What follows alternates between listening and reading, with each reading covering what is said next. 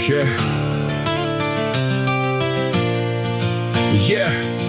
The Pharisees and Sadducees came to Jesus and tested him. They asked him to show them a miraculous sign from heaven. Jesus answered, when evening comes, you say, it will be good weather, because the sky is red. And in the morning you say, today it will be stormy, because the sky is red and dark. You understand the signs in the sky, but you can't understand the signs of the times. An evil and unfaithful generation asks for a sign, but the only sign it will be given is the sign of Jonah. Then Jesus left them and went away. When Jesus and his followers reached the other side of the lake, they had forgotten to bring bread. Jesus said to them, be careful, watch out for the yeast of the Pharisees and Sadducees.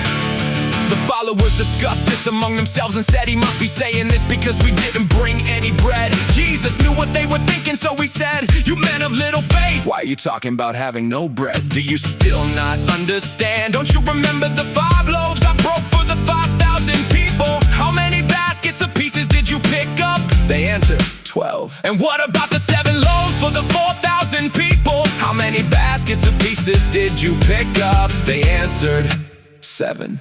Then Jesus said, how can you still not understand? I was not talking to you about bread, I was talking about the yeast of the Pharisees and Sadducees. And they understood that he was not telling them to watch out for the yeast used in bread, but for the teaching of the Pharisees and Sadducees.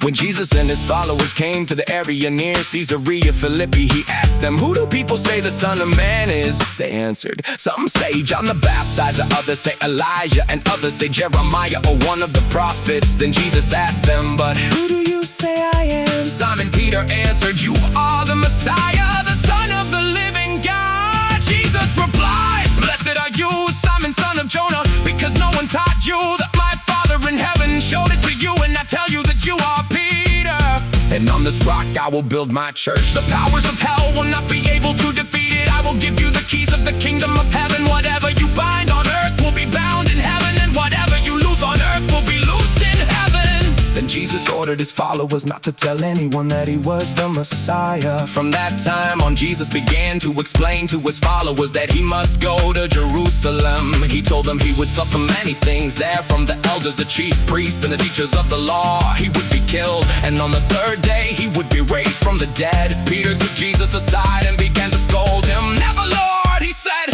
this will never happen to you. Jesus turned to Peter and said, get behind me, Satan. You are not thinking the way God thinks. You are only thinking the way people think. And Jesus said to his followers, if anyone wants to follow me, they must say no to themselves. They must pick up their cross and follow me. If they try to save their life, they will lose it. But if they give up their life for me, they will find it. What good is it if someone gains the whole world but loses their soul? Or what can anyone give in exchange for their soul? The Son of Man will come with his angels in his Father's glory, and then he will reward each person according to what they have done.